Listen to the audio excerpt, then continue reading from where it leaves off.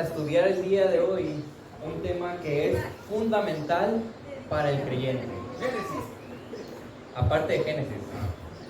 Es bien importante para cada creyente que nosotros nos preocupemos por esto. Por estar adorando correctamente a Dios. Toda persona dice ser un adorador de algún Dios, de algún tipo de cosa. Todos adoramos algo. Ahora, nosotros como creyentes debemos de adorar a Dios. ¿Cómo lo estamos adorando? Esa es la pregunta. Y miren, muchas personas piensan que adorar a Dios es cuando los salmistas, no sé si han escuchado esta palabra, los levitas, los músicos de las iglesias, empiezan a ministrar. No sé si saben qué es esto. ¿Alguna vez han escuchado esto de que el salmista o el cantante empieza a ministrar en la iglesia? ¿Han escuchado hablar de esto? ¿Y qué es? ¿Qué es esto? Que la gente piensa que...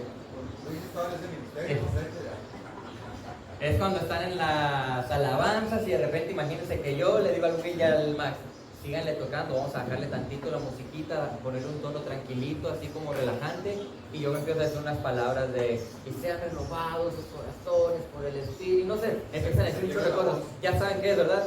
Y entonces eso mucha gente lo relaciona con adoración.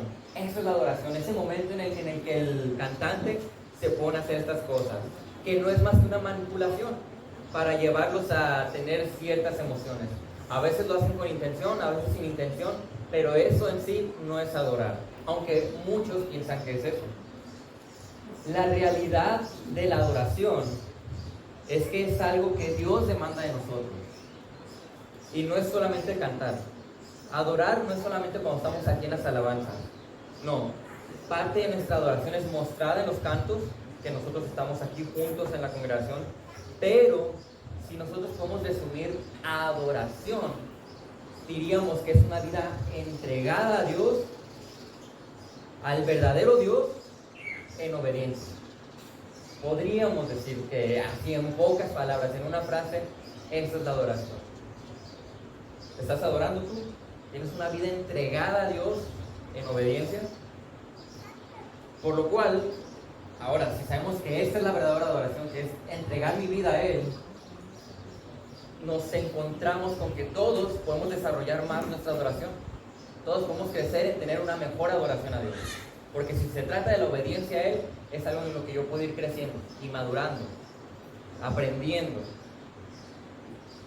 Pero es necesario que nosotros obedezcamos correctamente. Porque incluso podemos pensar que estamos obedeciendo a Dios y no lo estamos haciendo. O sea, hay una obediencia incorrecta. Y eso a raíz de muchas cosas. Entonces, ¿cómo era la definición? ¿Cómo la dijiste? Una vida entregada a Dios en obediencia. Y ahorita el versículo que vamos a estudiar nos va a ayudar a entender por completo cómo es la adoración.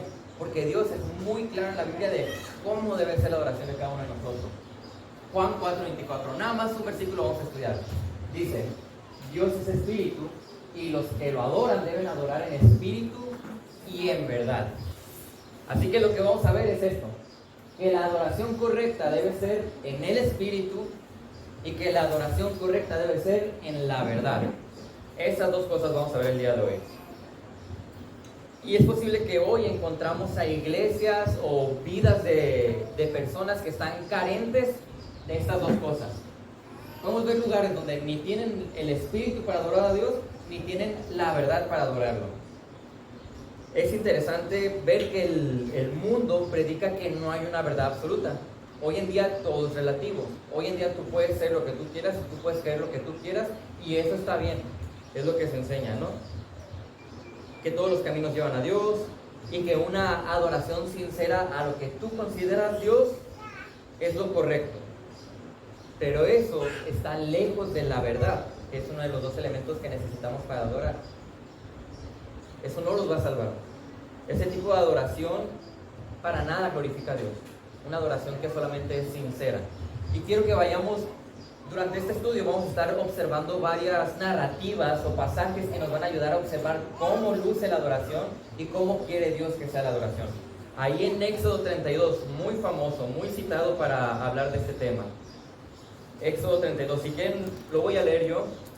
Es una parte Recuerden, ¿qué pasó en Éxodo 32? Es el pueblo de Israel, estuvo muchísimos años de esclavo allá en Egipto, estaban siendo enseñados con su cultura, tenían sus dioses, tenían sus figuras. ¿Sí saben cómo se llaman las figuras, no, de los egipcios? Que eran como humanoides, pero con cabeza de águila o con cabeza de perro, cosas así. Ellos están acostumbrados a ese tipo de cosas porque duraron muchos años siendo esclavos ahí. ¿Qué pasa? Llega Moisés, el Señor los rescata de su esclavitud, los lleva al desierto, y estando en el desierto Moisés sube al monte para hacer los 10 mandamientos. ¿Recuerdan? ¿Qué pasó después? Observen. Cuando el pueblo vio que Moisés tardaba en bajar del monte, ya llevaba un buen rato allá, la gente se congregó alrededor de Aarón. Aarón es el hermano de Moisés, quien era considerado como un sacerdote entre todos ellos. Y le dijeron: levántate, haznos un Dios que vaya delante de nosotros. En cuanto a este Moisés, el hombre que nos sacó de la tierra de Egipto, no sabemos qué le haya acontecido. Ya había durado mucho tiempo allá arriba y la gente estaba empezando a preguntarse: oye, a lo mejor pues ya falleció, a lo mejor ni va a regresar. Y le están pidiendo a Aarón que haga un Dios.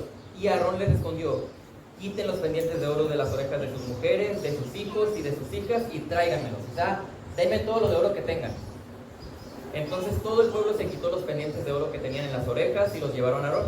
Él los tomó de sus manos y les dio forma con buril e hizo con ellos un becerro de fundición, y ellos dijeron: este es tu Dios, Israel, que te ha sacado de la tierra de Egipto.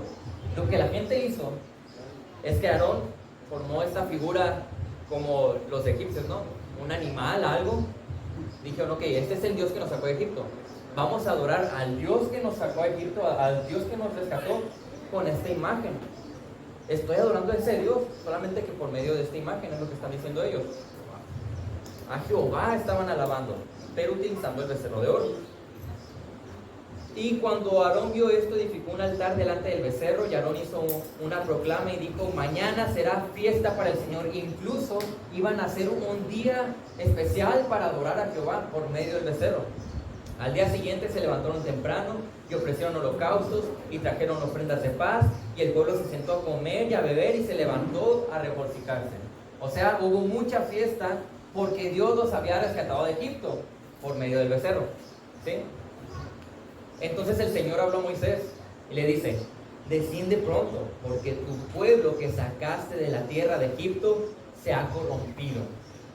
Bien pronto se han desviado del camino que yo les mandé. Se han hecho un becerro de fundición y lo han adorado. Le han ofrecido sacrificios y han dicho: este es tu Dios, Israel, que te ha sacado de la tierra de Egipto. El Señor dijo además a Moisés: he visto a este pueblo y ciertamente es un pueblo terco. Y luego lo que le dice es bien duro: ahora pues déjame para que se encienda mi ira contra ellos y los consuma, pero de ti yo haré una gran nación. Si nosotros continuamos leyendo la narrativa, nos damos cuenta que Dios tuvo mucha misericordia y gracia. Hubo condenación, hubo juicio por esa acción, pero Dios tuvo gracia, porque no terminó con el pueblo hasta ahí, ¿verdad? No hizo que todos desaparecieran, aunque eso debió haber sucedido. Entonces, ¿qué fue lo que pasó ahí? Las personas estaban adorando a Dios, pero no de la forma correcta. Estaban adorando a Jehová, estaban adorando al que los sacó de Egipto, pero de la forma equivocada. Se habían hecho un becerro de oro para adorar a Dios. Habían ofendido a Dios. ¿Y por qué quiero mencionar todo esto? Porque nosotros podemos estar sinceramente adorando a Dios, pero no estar adorándolo. ¿Me explico? Podemos pensar que lo estamos adorando porque somos muy sinceros, pero como no es de la forma correcta, podemos estarlo ofendiendo. Y por su ofensa a esa adoración, el Señor dice que tenía ira contra ellos. Por eso es importante mi adoración. Por eso es importante nuestra adoración. Así que observamos que dentro de las iglesias locales hay a veces una apatía en cuanto a la vida de adoración. Y cuando hay esta apatía, esto no es adorar en el Espíritu. Han escuchado la verdad, han recibido mucha enseñanza por parte de la iglesia en su vida, pero en ellos no hay un fervor, no hay una pasión por Dios. No hay una pasión por adorarlo. No hay una pasión por rendir su vida a Dios. Y eso, entonces, no es adorar a Dios en el Espíritu. Y también hay gente que está muy sinceramente adorándolo o pensando que lo está adorando, pero como no es en la verdad, eso no es adoración. No es de la forma correcta. Por lo tanto, es bien importante que todos, cada uno de nosotros, de manera personal, evalúe sus vidas. Evaluemos la iglesia. Porque si no tenemos estos dos elementos, los dos juntos, no estamos hablando correctamente. Y para poder observar ya bien detalladamente el versículo, quiero que veamos la narrativa de lo que estaba diciendo ahí Juan antes de decir lo que menciona en este versículo. Dios es espíritu y los que la adoran deben adorar en espíritu y en verdad. ¿Pero por qué lo dijo? ¿Qué estaba pasando? ¿A quién se lo dijo? Bueno, es una historia muy conocida. Es la historia de la mujer samaritana. Seguramente muchos la han escuchado. Aquí dice, por tanto, cuando el Señor supo que los fariseos habían oído que Él hacía y bautizaba más discípulos que Juan, aunque Jesús mismo no los bautizaba, sino sus discípulos, salió de Judea y se fue otra vez para Galilea. Y Él tenía que pasar por Samaria. Recuerden, los samaritanos eran repudiados. Y ellos habían creado su propio sistema de adoración, su propio sistema religioso. Porque los judíos tenían que adorar en otro lugar, pero ellos, como no podían estar allá con los judíos, hicieron su propio sistema religioso. Llegó pues a una ciudad de Samaria llamada Sicar, cerca de la parcela de la tierra de Jacob. Vio a su hijo José y allí estaba el pozo de Jacob. Entonces Jesús, cansado del camino, se sentó junto al pozo. ¿Observan la escena? Ya Jesús caminó mucho, hay un pozo y se sienta enseguida del pozo. Y era cerca del mediodía, estaba haciendo calor seguramente. Y una mujer de Samaria vino a sacar agua y Jesús le dijo, dame de beber. Llega esta mujer con él, le pide agua, pues sus discípulos habían ido a la ciudad a comprar alimentos. Entonces la mujer samaritana le dijo, ¿cómo es que tú, siendo un judío, me pides de beber a mí, que soy samaritana? ¿Cómo es posible que un judío le hable a una samaritana? Recuerden que eran repudiados por ellos. Ni siquiera pasaban por ahí, ni siquiera querían hablar con ellos. Y llega esta mujer y Jesús le dice, oye, dame de beber. Jesús le respondió, si tú conocieras el don de Dios y quién es el que te dice, dame de beber, tú le habrías pedido a él y él te hubiera dado agua viva.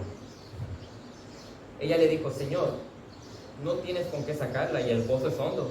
¿De dónde pues tienes esa agua viva? Ella pensaba que estaba hablando de forma literal Jesús, pero Jesús estaba hablando de una forma espiritual. ¿Acaso eres tú mayor que nuestro padre Jacob, que nos dio el pozo, el cual bebió él mismo y sus hijos y sus ganados? ¿Y qué le responde Jesús? Todo el que beba de esta agua volverá a tener sed, o sea, el que beba del agua del pozo. Pero el que beba del agua que yo le daré no tendrá sed jamás, sino que el agua que yo le daré se convertirá en una fuente de agua que brota para vida eterna. Señor, le dijo la mujer, dame esa agua para que no tenga sed ni venga hasta aquí a sacarla. Ella seguía pensando que era de manera literal. Jesús le dijo, ve, llama a tu marido y ven acá. Y ella le dice, no tengo marido. Jesús conocía a esta mujer. Es omnisciente, recuerden, es Dios. Él sabía qué es lo que había detrás de su vida. Respondió la mujer a Jesús. Y él le dijo, bien has dicho, no tengo marido, porque 5 maridos has tenido y el que ahora tienes no es tu marido. En eso has dicho la verdad. Entonces, él acaba de mostrarle un área de su vida donde ella tiene pecado. Ella estaba viviendo con una persona que no era su marido y ya había tenido 5 maridos antes. Entonces la mujer le dijo, Señor, me parece que tú eres profeta. Se sorprendió de que le estuviera diciendo estas cosas. Nuestros padres adoraron en este monte y ustedes dicen que en Jerusalén está el lugar donde se debe adorar. Y Jesús le dijo, mujer, ¿qué es lo que te digo? La hora viene cuando ni en este monte ni en Jerusalén adorarán ustedes al Padre. Ustedes adoran lo que no conocen. Nosotros adoramos lo que conocemos, porque la salvación viene de los judíos. Pero la hora viene y ahora es cuando los verdaderos adoradores adorarán al Padre en espíritu y en verdad. Porque ciertamente a los tales el Padre busca que lo adoren. Dios es espíritu y los que lo adoran deben adorar en espíritu y en verdad. Y bueno, sigue la narrativa, pero lo que estamos observando aquí y lo que quiero mostrarles es que esta mujer y los samaritanos habían creado un sistema religioso para adorar a Jehová. El problema es que no lo estaban adorando. Dios había estipulado de qué manera se debe adorarle a Él. Ellos tenían el Antiguo Testamento y ellos conocían exactamente qué es lo que había dicho Dios sobre cómo adorar. Pero como tenían esta riña con los judíos y no podían estar cerca, bueno, crearon su propio sistema de adoración. Fueron pragmáticos, fueron prácticos. Pero nuestra adoración no se trata de ser práctica, no se trata de ser funcional, sino se trata de que nosotros nos vamos a ajustar a lo que Dios dice. Por eso le dice que debe ser en espíritu y en verdad. De otra forma no estás adorando. Así que, antes de que nada, tenemos que empezar a entender quién es Dios, porque es a quien vamos a adorar, es a quien le entregamos nuestra adoración. Y aquí Juan 4:24 dice: Dios es espíritu. ¿Por qué mencionará esto antes de explicar algo acerca de la adoración? Antes de mencionar estos dos elementos, ¿qué tiene de relevante el entender que Dios es espíritu? ¿Alguien tiene alguna idea? Que no tenía ninguna figura. Lo mencionaba aquí, es una declaración de la naturaleza de Dios. Está hablando de que Dios es espíritu, no es algo físico o material como nosotros. Es un Dios invisible. Nosotros vemos Colosenses 1:15, dice: Él es la imagen del Dios invisible, hablando de Cristo, el primogénito de toda creación. Evidentemente, esto es contrario a nuestra naturaleza material y física. Lo que es nacido de la carne, carne es, y lo que es nacido del espíritu, espíritu es. ¿Qué tiene de relevante que Dios sea invisible? Que Dios sea espíritu y que nosotros seamos físicos o carne. ¿Tendrá algo de relevante para nosotros eso? Que es totalmente distinto a nosotros. Nosotros, ¿cómo vamos a comprender algo invisible? ¿Cómo podríamos saber cómo adorar algo que es invisible? Necesitamos que eso invisible se revele a nosotros y que nos diga cómo le tenemos que adorar, porque nosotros lo físico no lo podemos ver ni entender. Lo curioso aquí es el orden de las palabras escritas en este verso. Hacen resaltar la palabra espíritu y lo que hace es una afirmación de importancia. Lo que vemos aquí es que nosotros, como humanos materiales y físicos, no podríamos comprender al Dios invisible a menos que Él se revelara. Y eso fue lo que hizo. ¿Qué hizo Dios? Se reveló al ser humano, dio su palabra para decirnos todo lo que nos tenía que decir, y aparte nos dio el Espíritu Santo morando en nosotros. Así que ahora nosotros podemos entender lo invisible. Nosotros podemos entender al Dios espiritual, porque tenemos lo que Él nos ha revelado y tenemos lo que Él nos ha dado, que es su Espíritu morando en nosotros. Por eso es importante entender eso de que Dios es Espíritu, porque quien no tiene esto, el elemento del Espíritu Santo morando en Él, nunca lo va a poder adorar ni conocer. O sea que alguien que no es creyente, por más que venga y se pare aquí y cante las alabanzas, esta persona no está adorando. Por más que alguien venga aquí a la iglesia y se ponga a limpiar o se ponga a tocar las alabanzas o a servir de alguna manera, si no es creyente, si no tiene el Espíritu Santo morando en él, no va a adorar a Dios. Él no es creyente. Y ese es un elemento importantísimo. Si tú quieres adorar a Dios, primero que nada, debes de ser creyente.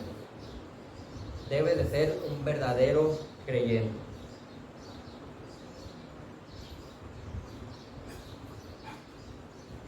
Mi adoración no podrá ser correcta si yo no acudo al lugar a donde Él se ha revelado y si no uso los medios que Él me ha dado, que es el Espíritu Santo. Así que entendiendo esto es sencillo, ¿no? Dios es Espíritu, por lo tanto, bueno, tengo que ser creyente, necesito el Espíritu Santo morando en mí para entenderlo. Así que dice el primer elemento, Dios es Espíritu, y los que lo adoran deben adorar en Espíritu, primero es lo que menciona, en el Espíritu.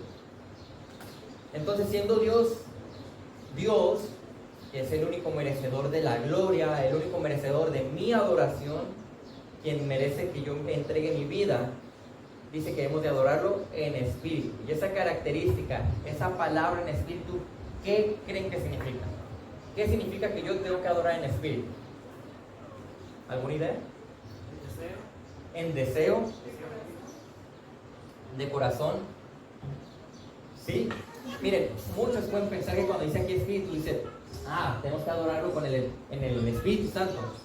Ciertamente, sin el Espíritu Santo no lo puedo adorar. Pero cuando habla aquí de que en el Espíritu está hablando de un deseo de corazón, de algo interno que surge en nosotros.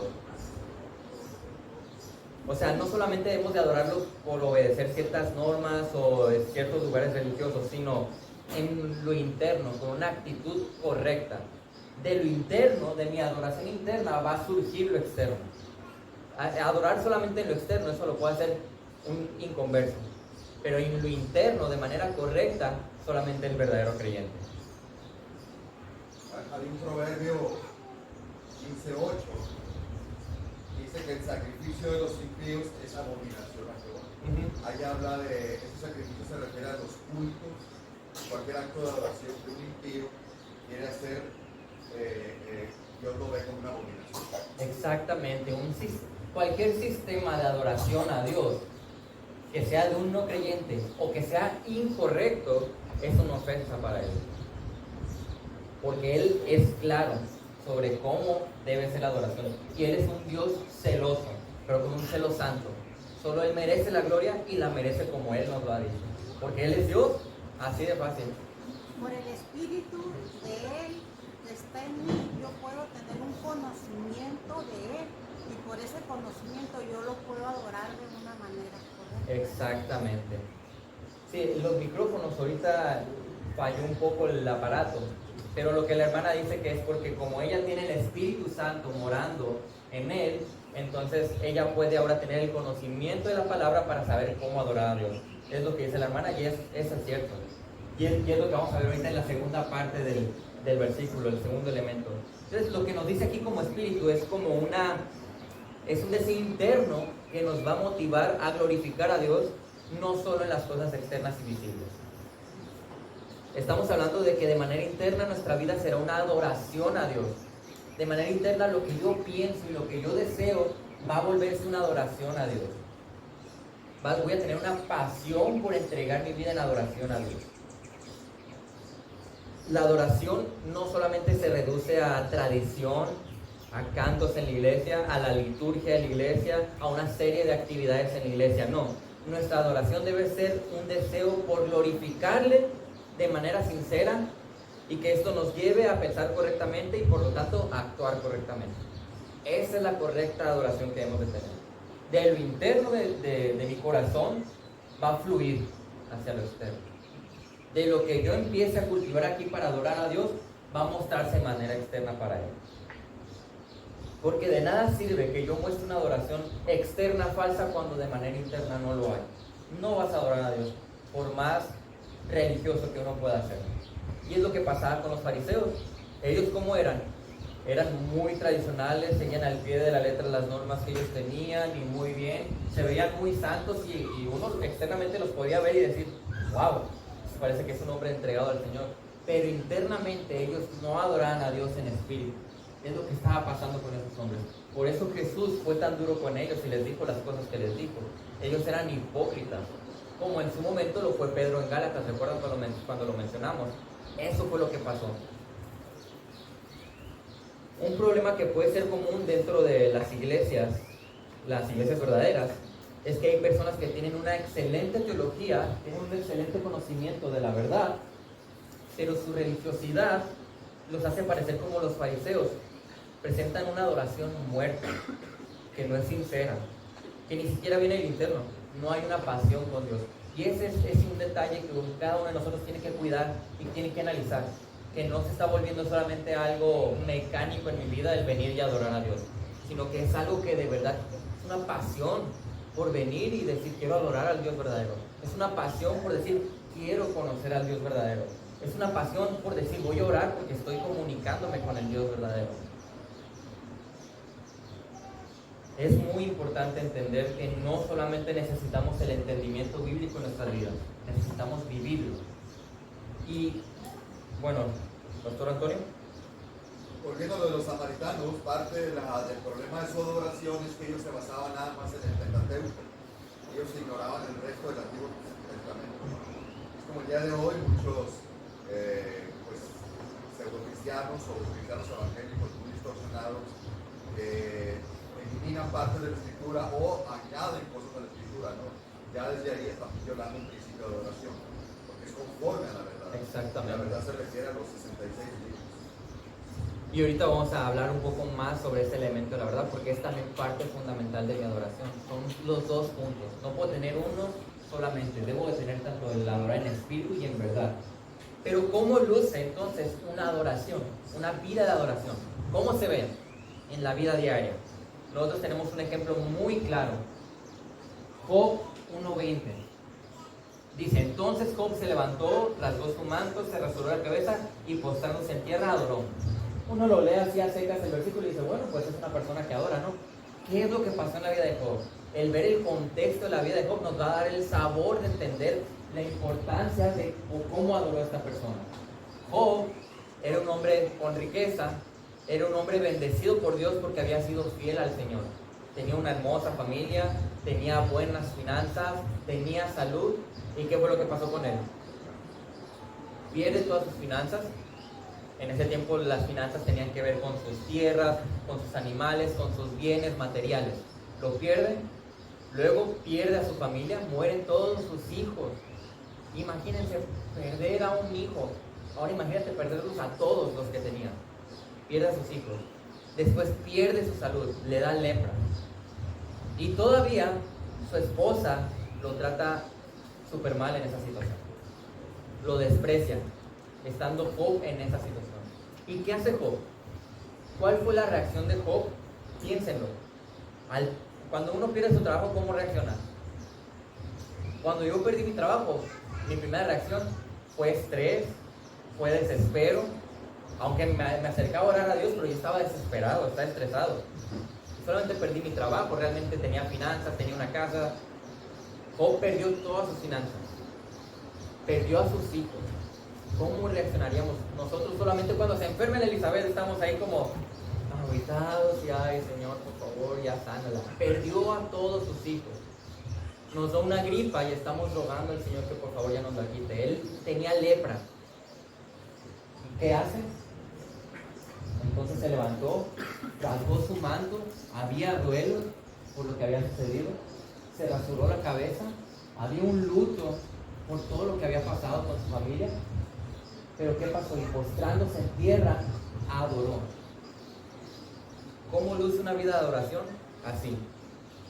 Una vida de adoración es una entrega al Señor en reconocer que Él es el soberano y una obediencia.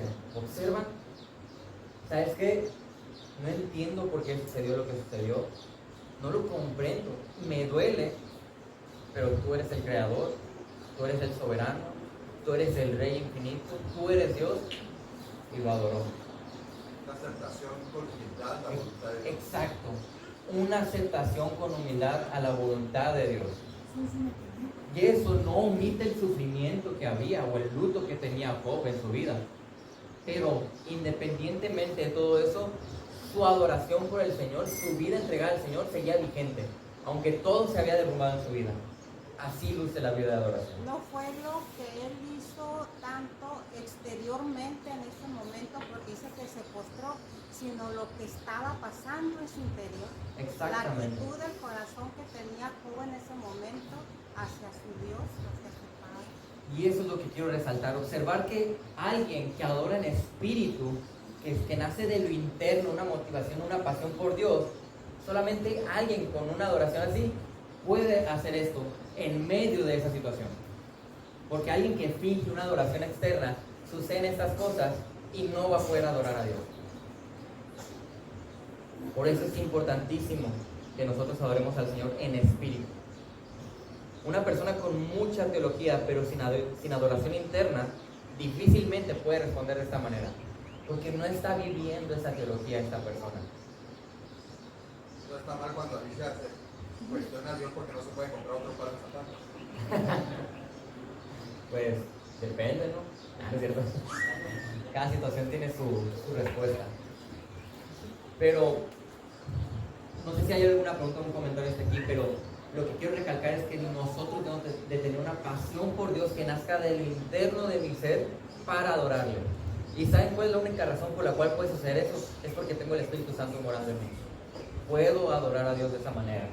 Ahora, el otro elemento que nos menciona aquí el versículo es que no solamente debemos de adorar a Dios en espíritu, sino que también debe ser en verdad. ¿Y a qué se refiere esta palabra en verdad? ¿A qué se refiere, Will? ¿Qué crees que significa que debemos de adorar a Dios en verdad? Pues con un corazón sincero. Con un corazón sincero. Bueno, nosotros vemos que aquí cuando adoramos en espíritu es con un corazón sincero. Con conocimiento. Como la palabra nos dirige y nos guía a hacerlo. Como la palabra nos dirige y nos guía a hacerlo, exactamente. Así como dice Will, el primer elemento es adorar a Dios en el interno, en el espíritu, y cuando hablamos de la verdad estamos hablando de que debe ser de la manera correcta como Él nos dice o como Él lo ha estipulado. Es como si los dos tienen que estar como que congruentes uno con el otro, porque uno puede supuestamente adorar con el gran deseo de adorar a Dios y todo, pero basado en una doctrina que va en contra de la palabra. Exactamente. Y es lo que quiero que analicemos aquí. Porque lo común en el mundo es que la gente adora de manera sincera a su Dios. Pero como no es en la verdad, esa adoración no es correcta. Incluso no solamente no es correcta, es ofensiva. Por eso es muy importante los dos elementos. Entonces aquí cuando hablamos de la verdad, es lo que está en la palabra. Esta es una referencia a señalar una adoración que está de acuerdo a las Escrituras, que es acorde a lo que dice la Biblia, que está centrada en su palabra. Nuestra adoración incluso debe ser en la verdad, hablando de que debe estar en la verdad encarnada. Hablamos de Cristo. Mi adoración es a Cristo, Él es la verdad y debe ser en la verdad, lo que dice la Biblia. Juan 14:6, Jesús le dijo: yo soy el camino, yo soy la verdad y la vida. Nadie viene al Padre si no es por mí. Así que en este sentido, cada creyente debe tener una adoración que sea a la par, debe ser paralelo a lo que dice la Biblia. De lo contrario, no va a estar adorando. Por eso es muy importante que nosotros seamos personas que nos dedicamos a la palabra del Señor. Porque si yo estoy dedicando mi vida a entender cada día más del Señor, difícilmente puedo crecer en mi adoración a Él. A veces ni siquiera a lo mejor puedo tener la adoración correcta como debería de ser. En este sentido, cada creyente debe tener una adoración correcta en la verdad, no ofendiendo a Dios como los hijos de Aarón. ¿Alguien recuerda esa historia de los hijos de Aarón? Aarón, recuerden, un sacerdote tenía a sus hijos ahí apoyando en la adoración. Y observen lo que sucedió. No lo puse aquí, pero se los voy a leer, es cortito. Levítico 10, 1 al 3, para quien lo quiera anotar y después leer, o leer el resto de la narrativa. Dice: pero Nadab y Abiú, bueno, previo a esto, se les había estipulado cómo tienen que adorarse al Señor, de qué manera, qué días tienen que ir para allá, cómo se tienen que acercar, cómo se tienen que vestir, qué tipo de incienso van a poner. Había muchas reglas de cómo teníamos que adorar a Dios allá para el pueblo de Israel. Tenían muchos estándares, ¿no?, que cumplir. Entonces, ¿qué pasa? Pero Nadab y Abiú, que eran los hijos de Aarón, tomaron sus respectivos incendiarios y después de poner fuego en ellos, echaron incienso sobre él. Ofrecieron delante del Señor fuego extraño, o sea, no el fuego que estaba estipulado para la adoración. Que dice que Él no les había ordenado, o sea, hicieron un fuego que Dios no les había ordenado que tenían que hacer.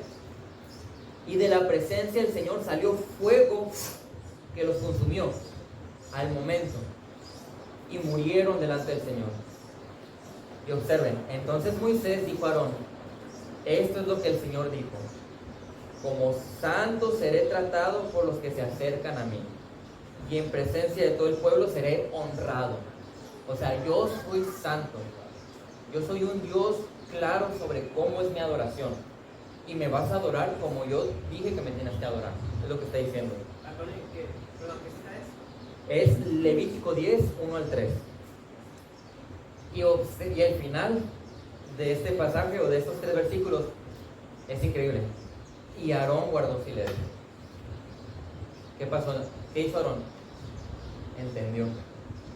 Dios es santo, Dios es celoso, Dios es justo, Dios tiene una ira santa. Con Dios no se juega.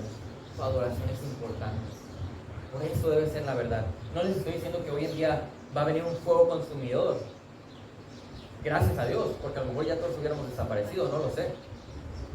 Pero es importante observar su santidad, porque lo que nos está mostrando este pasaje es que Dios es santo y que su adoración le importa a Él. Y si a Él le importa, a mí me debe de importar. Cuando adoramos correctamente y verdaderamente a Dios, lo hacemos adorando cada uno de sus atributos que se nos enseñan. Por lo tanto, adoramos su santidad, adoramos su ira santa, adoramos su justicia santa. Y esto lo hacemos porque Él es un Dios celoso santo. La gloria es solo para Él, la adoración es solo para Él. Debemos preocuparnos por presentar una adoración correcta. Y como les dije ahorita, lo común es que en el mundo la gente dice: yo tengo una adoración sincera, todos los caminos llevan a Dios, no pasa nada, es lo que la gente dice. Pero la gente no está adorando en la verdad. La gente está ofendiendo a Dios. Por eso es bien importante que nosotros conozcamos la verdad y prediquemos la verdad, para que ellos entiendan, hermano. La verdad, pensando en esa gran misericordia de Dios, es abundante, es real, en serio, porque cuántas iglesias, cuántos lugares están adorando de una manera incorrecta. Sí. Es enorme. ¿Sí? Si nosotros nos ponemos a analizar y digamos hacer una evaluación con la escritura a las iglesias y a todos los lugares, nos vamos a dar cuenta de que casi no hay lugares donde se adora en la verdad. Ahora, eso es el externo, pero aquí, esta iglesia, o tú personalmente, ¿estás adorando en la verdad? Uno puede, bueno, ahorita lo voy a comentar. Entonces, podemos estar muy lejos de la verdad, y la gente está muy lejos de la verdad haciendo las cosas que Nadab y Abiú están haciendo, haciendo su sistema de adoración, presentando un fuego extraño al Señor.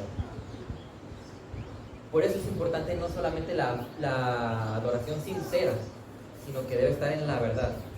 Platicaba yo hace tiempo con un varón, y esta persona me hablaba de una iglesia donde la verdad no se predica la palabra. Platican sobre ella, pero no se predica la palabra.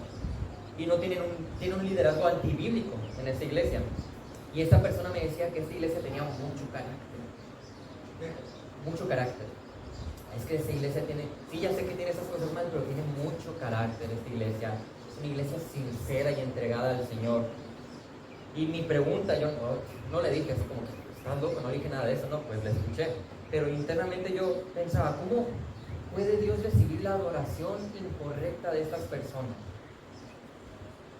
Y tú, ahora, Él es con ellos, pero tú, ¿cómo lo estás adorando? ¿Es en la verdad? ¿Es en lo que realmente dice la palabra? ¿Es con un deseo interno verdadero? Porque si no, no somos diferentes a este tipo de iglesia. Por eso es importante. Y la realidad es que Dios no acepta esa adoración incorrecta. No la acepta, no la recibe, le ofende. Y por eso yo me preocupo, y nosotros nos debemos de preocupar por adorar correctamente. Es como cuando decimos, tal vez esto puede ser duro, pero es como cuando decimos que nuestros hijos, porque están cantando unas canciones, están adorando, pero son inconversos. A Elizabeth puede ponerse a cantar ahorita una canción cristiana, y eso no es adorar a Dios, eso es cantar una canción cristiana. Los niños no están adorando a Dios, están cantando canciones cristianas. El niño que es creyente está adorando a Dios, pero los demás no. Y suena duro, pero es la verdad, porque Dios no recibe la adoración de los inconversos. Claro, ¿no? Lo que vamos a hacer con nuestros hijos es empezar a empujarles y motivarles, a instruirlos en que adoren al Señor, para que cuando sean creyentes ellos ya vayan encaminados. No les estoy diciendo de que no, pues no cantes porque no eres creyente, no. Estamos instruyéndolos. Pero por eso yo recalco la importancia de la sinceridad y de la verdad en la adoración.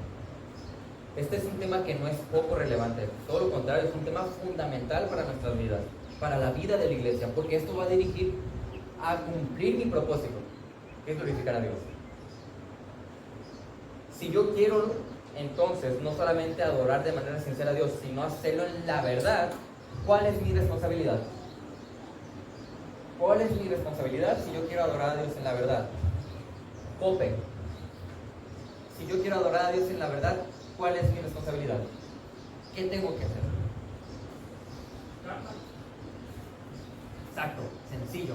Acercarte a la verdad, conocer la verdad, estudiar la verdad, memorizar la verdad, aceptar la verdad, vivir la verdad. Es lo que tenemos que hacer. Mi responsabilidad es hacer uso de lo que Dios me da. Me ha dado su Santo Espíritu y me ha dado su Santa Palabra. Ahora, usémoslo. ya sea leída, ya sea escuchada, pero necesitamos la verdad para adorar correctamente. Y como no se usa la verdad comúnmente, eso es lo que ha creado que haya tantas sectas y que haya tantos sistemas de adoración que son incorrectos. No quiero mencionar las sectas porque ya sabemos cuáles son, las hemos mencionado muchas veces, pero el problema es que estas personas no se acercan a la verdad, o no reciben la verdad, o no quieren la verdad, o las tres cosas. Y yo puedo estar en esta iglesia donde se predica la verdad y no estarme acercando a la verdad. Puedo estar en esta iglesia donde se predica la verdad y no estar recibiendo la verdad. Puedo estar en esta iglesia donde se predica la verdad y no querer la verdad. Eso puede pasar. El hecho de estar en una iglesia donde se predica la verdad no significa que en mi vida estoy adorando en la verdad. Por eso es importante que todos de manera personal lo hagamos, para que entonces de manera conjunta lo hagamos aquí el domingo, o el miércoles, o las mujeres cuando se juntan, o los varones cuando se juntan. Por eso es importante. ¿Cómo podré observar si mi vida está cayendo en eso, en no querer la verdad? ¿Cómo puedo yo analizar o evaluar si mi vida está dejando la verdad de lado? ¿Sabes dónde va a estar la evidencia? En tu interés por estudiar la palabra, en tu interés por leerla, en tu interés por escucharla, ya sea durante la semana, ya sea en la congregación. Y yo, en lo personal, yo no sé, a veces no entiendo cómo alguien, un creyente, puede estar aquí y estarse durmiendo cuando escucha la verdad. Para mí es difícil entenderlo. Claro, hay personas que puede que hayan trabajado toda la noche y bueno, pues evidentemente están cansados, pero los demás, ¿cómo podemos dormirnos al escuchar lo que Dios dice? Cuando viene Brian o mi papá y se paran aquí a predicar, están predicando la palabra, pero realmente es como si ellos dijeran, oigan, Dios dice esto, Dios les está diciendo esto. Es como estamos escuchando lo que Dios nos está diciendo. ¿Cómo vamos a empezarnos a dormir a lo que Dios nos está diciendo? Imagínate que aquí está el Señor diciéndote esas cosas. ¿Te estarías durmiendo? Ahora, si te estás durmiendo es porque estás cayendo en no te interesa tanto la verdad. Y esas son evidencias que uno puede notar y que puede utilizar para cambiar estos aspectos. No es como para que, y estoy mal, ya ni modo. No. Ok, estoy un poco apático con la verdad. Voy a tratar de interesarme más en ella. Es de esa manera. Yo creo también la fidelidad a la verdad, ¿no? Porque alguien puede leer continuamente, ser alguien que sí lee la escritura, pero le falta más fidelidad a la verdad. Por ejemplo, en Mateo 6 el Señor les advierte sobre, creo que 3 actos de adoración incorrectos. Dice, ustedes no oren así, ustedes no ayunen así, ustedes no ofrenden así. Es decir, hay actos de adoración que los podemos hacer incorrectamente. Sí. Aquí cuando tenemos la Santa Cena, advertimos a la gente, pues bueno, no lo hagas indignamente. Y quién sabe si hay gente que lo hace indignamente. Quiero pensar que no, pero posiblemente sí. Tal vez alguno de nosotros hemos cometido el error de no arrepentirnos, traer cosas pendientes con algún hermano y participar descaradamente de la Santa Cena. Sí. O a lo mejor a alguien le gusta orar porque le gusta que lo escuchen. Sí. Eso ya. O a alguien le gusta ofrendar y que lo vean.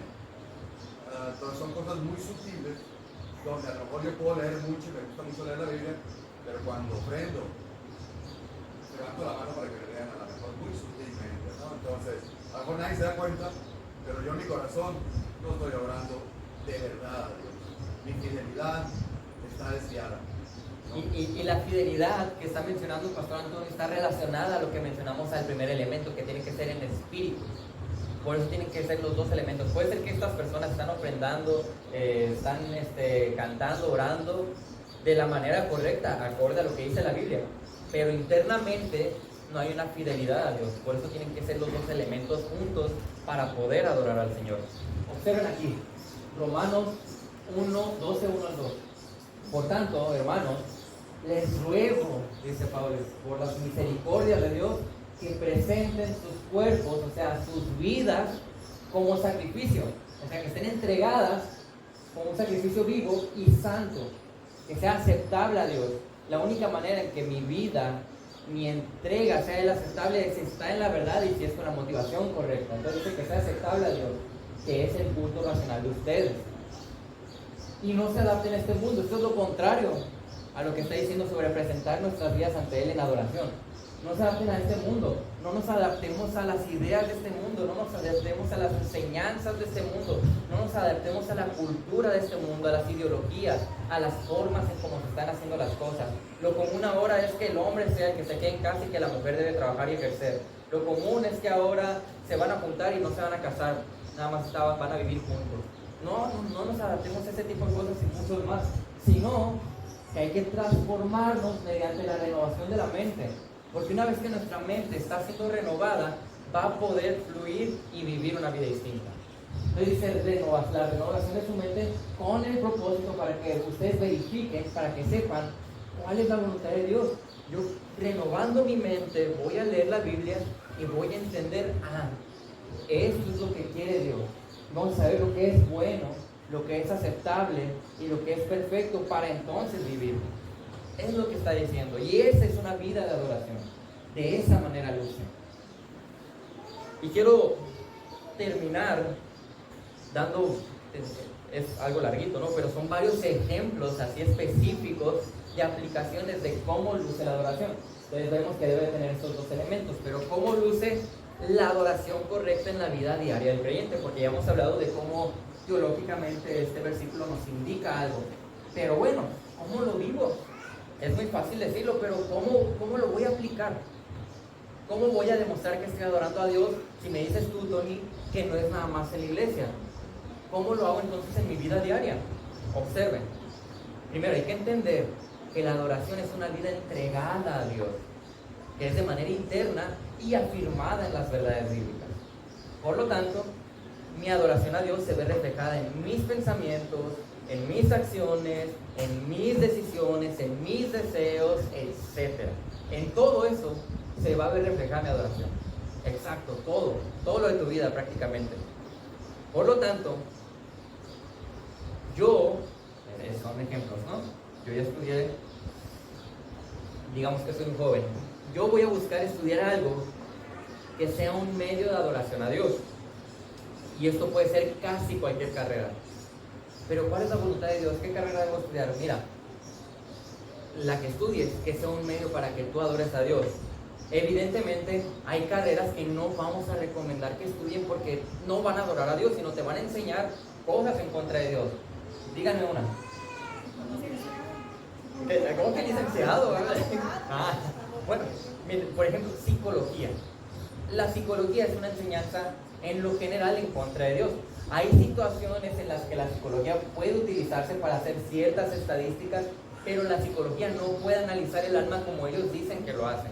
Por eso no recomendamos que alguien estudie psicología o psiquiatría. En el caso de los abogados, puede alguien estudiar para ser abogado y hacer las cosas de manera bíblica, pero a lo mejor va a tener más pruebas para poder adorar a Dios. Pero puede adorar a Dios siendo abogado, puede adorar a Dios siendo médico, puede adorar a Dios siendo administrador sobre todo. Puedo ser administrador por supuesto. Puedo adorar a Dios siendo maestro, etcétera, etcétera, etcétera. Pero el propósito es que yo voy a pensar, bueno, voy a estudiar esto porque este es un medio que me va a ayudar a adorar más a Dios. Mientras hago algo o estudio algo que me gusta, no tiene nada de malo. Otro ejemplo, yo voy a buscar una pareja con la que yo pueda glorificar a Dios. ¿Y cómo va a lucir esta pareja? Bueno, para empezar, yo no puedo unirme a alguien que no es creyente. No va a glorificar a Dios que yo me una con alguien que no es creyente. Yo, si soy divorciado, no me puedo casar porque no va a glorificar a Dios. O si yo estoy soltero, no me puedo casar con un divorciado porque no va a glorificar a Dios. O no puedo unirme con alguien del mismo sexo porque no va a glorificar a Dios. Es sencillo. Estos elementos son importantes. Ahora vas a buscar evidentemente a alguien que te ayude, que sea el Señor, que encaje contigo para que juntos puedan glorificar a Dios. Yo voy a pensar de qué manera puedo adorar a Dios con mi trabajo. De tal manera que voy a ser un empleado respetuoso, responsable, diligente y que voy a aprovechar las oportunidades para yo reflejar a Cristo. Ser legal, exactamente. En el trabajo, porque puede haber trabajos. Sí, hay trabajos donde te pueden impulsar a hacer algo ilegal y tal vez tú tienes que dejar ese trabajo porque te están impulsando a hacer algo ilegal. Pero tú tienes que aprovechar estas oportunidades dentro del trabajo si quieres adorar a Dios para reflejar a Cristo. ¿De qué manera?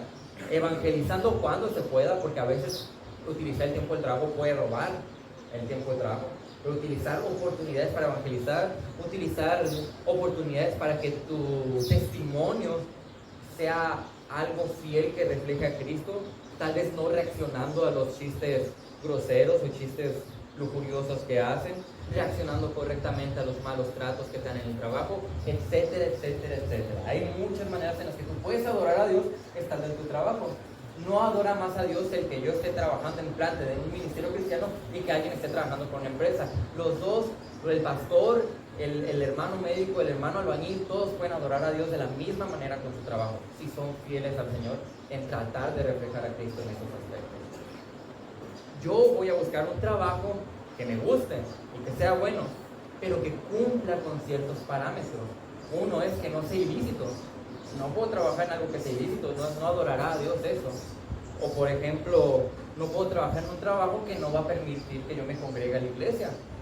¿Cómo voy a sustituir el trabajo con las reuniones donde vengo a adorar al Señor? ¿Cómo lo voy a adorar de esa manera? O por ejemplo, si me cambio de ciudad, mi prioridad es mi vida espiritual y la vida espiritual de mi familia. Por lo tanto, lo primero que debo buscar, antes que nada en esa ciudad, ¿sabes qué es lo que voy a buscar? Una iglesia sana donde alguien va a pastorear mi vida y voy a estar recibiendo alimentos. Y ya después te enfocas en todo lo secundario, trabajo, parques bonitos, escuelas con buena calidad de estudios, etcétera, etcétera. Porque te importa tu adoración al Señor. Yo no puedo adorar al Señor en una iglesia equivocada, ¿cierto? Yo debo promover el modelo bíblico de la familia para adorar correctamente a Dios.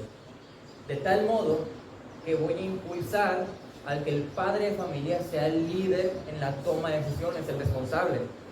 A que la mujer sea una ayuda idónea que generalmente se va a enfocar, suena duro, porque sé que hay muchas mujeres que han estudiado aquí, pero que generalmente la mujer se va a enfocar en su esposo y en su familia y en el hogar, porque ese es el modelo bíblico, no porque yo lo imponga, sino porque Dios lo dice. Es lo que Dios dice. Yo, si quiero adorar a Dios por mi familia, mis hijos van a someterse a mi liderazgo bíblico. Y si alguien más vive en mi hogar, también se somete a esas reglas, porque es el modelo bíblico, porque estamos tratando de adorar a Dios. Otro ejemplo, tengo varios, Yo debo reaccionar correctamente ante las pruebas. ¿Y cómo son las pruebas? Son de multicolores, de muchos matices, de muchas formas. Entonces puede haber pruebas de salud, como las de Job, puede haber pruebas de finanzas, como las de Job, puede haber pruebas de la familia, como las de Job. Este Job le tocó de todo. Puede haber pruebas de todo. De amor. De relaciones, de todo. De tal modo que si llegara yo, vamos a hacer un ejemplo que yo lo leí en un libro y me gustó mucho. Es un ejemplo. Si yo llego a contraer cáncer, debemos considerar estas declaraciones. Y estas aplican casi para cualquier prueba que haya en la vida. Dice, observen, lo dice Miguel Núñez: desperdiciaría mi cáncer si no pienso que ha sido diseñado por Dios para mi vida. Lo desperdiciaría si pienso que es una maldición y no un regalo. Lo desperdiciaría si busco consuelo en las estadísticas y no en el Señor. Yo desperdiciaría mi cáncer si me rehúso a pensar acerca de la muerte. Yo desperdiciaría mi cáncer si pienso que vencer el cáncer es permanecer vivo en vez de regocijarme en Cristo. Lo desperdiciaría si paso mucho tiempo leyendo acerca del cáncer y no suficiente tiempo leyendo acerca de Dios. Lo desperdiciaría si el cáncer me lleva a la soledad y no a la profundidad de la vida. Lo desperdiciaría si me entristezco como aquellos que no tienen esperanza. Lo desperdiciaría si no lo uso como una manera de testificar para la gloria de Dios. Y esto es en el caso específico del cáncer. Ahora imagínate perder a un hijo, ahora imagínate que se destruya tu matrimonio, ahora imagínate que tus hermanos ya no te hablen, que te pelees con tu mejor amigo, que te traten mal en el trabajo. Cada situación, cada prueba es una muestra, es una oportunidad para glorificar a Dios de diferentes maneras. ¿Observaron?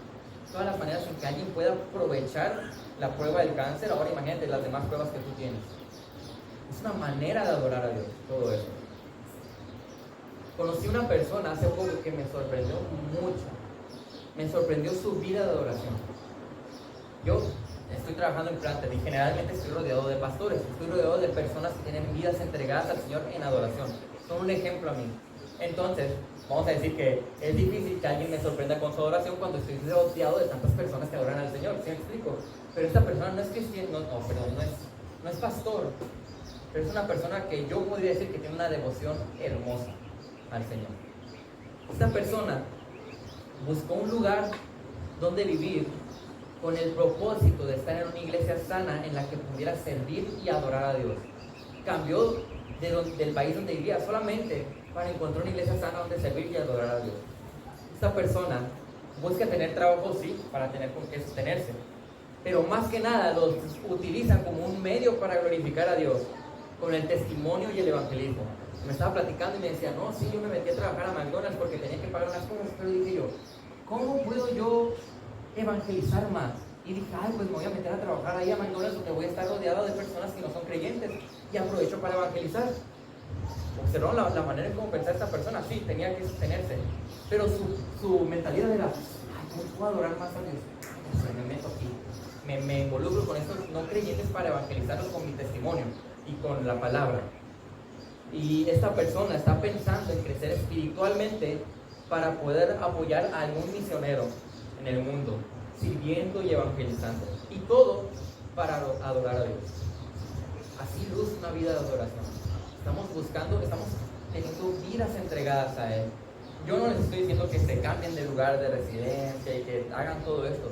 Lo que les estoy diciendo es que busquemos que analicemos cada parte de nuestra vida para que cada una de ellas pueda ser una manera en la cual yo adorar al Señor.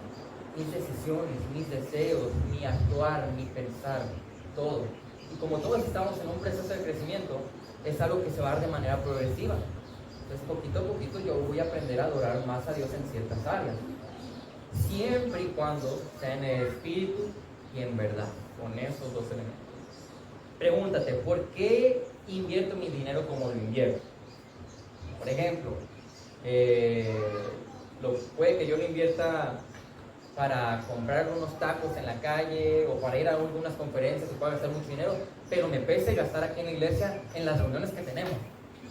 No tendría sentido, ¿verdad? Pues es para tener coinonía aquí. O que me pese ofrendar, pero no tengo ningún problema por estarme comprando cosas fuera. Estamos adorando a Dios hasta con la ofrenda, con todo.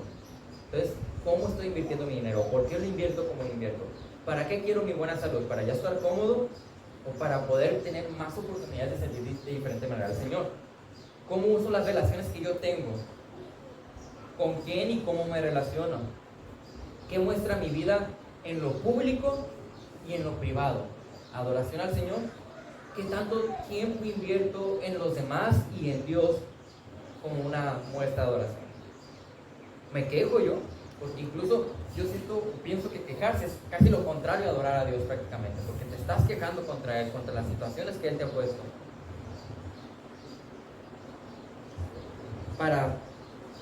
Muchas veces he escuchado personas que dicen, es que vamos a hacer punta de lanza en la región para enseñarles cómo adorar a Dios a otras iglesias.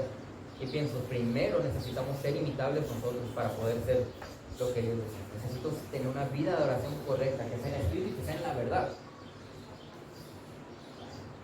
Colosenses 3, 14 al 17, ya para terminar. Sobre todas estas cosas, vístanse de amor, que es el vínculo de la unidad. Que la paz de Cristo reine en sus corazones, a la cual en verdad fueron llamados en un solo cuerpo. Y sean agradecidos. Que la palabra de Cristo habite en abundancia en ustedes con toda sabiduría, enseñándose y amonestándose unos a otros con salmos, himnos y canciones espirituales, cantando a Dios con acción de gracias en sus corazones. Y todo lo que hagan, dice, de palabra o de hecho, háganlo todo en el nombre del Señor Jesús, dando gracias por medio de Él a Dios el Padre. Así luce una vida de adoración. una vida en la cual hay unidad, que están en un solo cuerpo en la iglesia, están siendo agradecidos con la palabra abundando en ellos, cantando, dando gracias al Señor y haciendo todo de palabra o de hecho para el Señor. Esa es una vida de oración. Y esa es la vida que todos, cada uno de nosotros tenemos que desarrollar. Es un proceso, como los digo. Nadie es perfecto. Y todos vamos a seguir aprendiendo poco a poco más, siempre y cuando nos responsabilicemos. ¿Correcto? ¿Sí? Muy bien, vamos a orar para terminar.